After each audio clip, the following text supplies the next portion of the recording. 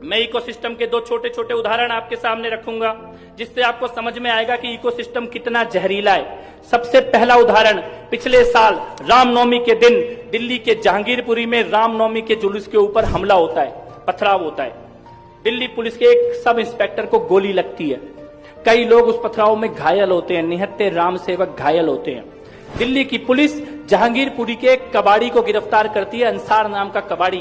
शाम को 8 बजे दिल्ली की पुलिस उसको गिरफ्तार करती है। महेंद्र जी, सुबह 9 बजे देश की सबसे बड़ी अदालत में, सुप्रीम कोर्ट में, देश के सबसे बड़े बड़े 5 वकील जहांगीरपुरी के कबाड़ी के लिए जाके खड़े होते हैं।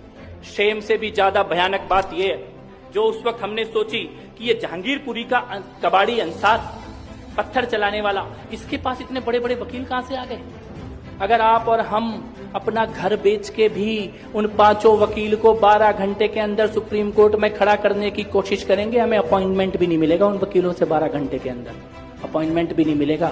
पैसा तो हो गई नहीं, पैसा आ भी गया कहीं से घर बार बेच के, तब भी अपॉइंटमेंट भी नहीं मिलेगा। लेकिन जहांगीरपुरी के कबाड़ी के लिए देश के 5 सबसे बड़े वकील 12 घंटे के अंदर देश की सबसे बड़ी अदालत में खड़े थे। तब हमने ये सोचा कि ये कैसे संभव है, कैसे, कौन है वो लोग जो अंसार को इतने बड़े बड़े वकील दे रहे हैं। तो एक नाम सामने आया, जमीयत उलेमाए हिंद। जमीयत उलेमाए हिंद ने जहांगीरपुरी के अंसार के लिए देश के सबसे बड़े बड़े वकील खड़े कर दिए थे। तो हमने सोचा कि जमीयत उलेमाए हिंद क्या है, इसके बारे में जानने की कोशिश की जाए। इनके पास इतना पैसा कहां से आ रहा है। तो पता लगा, अहमदाबाद में जो बम ब्लास्ट हुए थे, आतंकवादी हमले हुए थे, जिन आतंकवादी हमलों में पुलिस ने आतंकवादियों को न केवल पकड़ा बल्कि सबूतों के साथ कोर्ट में ले जाके उनका गुनाह साबित करके सजा दिला दी 36 लोगों को। उन 36 के 36 लोगों का सजा याफ्ता कन्विक्टेड टेररिस्ट आतंकवादियों का केस लड़ने का काम अगर कोई कर रहा है तो जमीयत उलेमाए हिंद कर रही है। यानी जो संस्था आतंकवादियों का केस ऑन रिकॉर्ड लड़ रही है, वो इस संस्था जहांगीरपुरी के कबाड़ी अंसार का केस लड़ रही है। ये इकोसिस्टम है और उसके पास पैसा कहां से आता है। बड़ा सोचने का विषय है। आप लोग इस विचार को यहां से लेके जाना, जमीयत उलेमाए हिंद के पास पैसा कहां से आता है। इस देश में हलाल का जो भी प्रोडक्ट, और हलाल केवल नॉनवेज प्रोडक्ट नहीं है।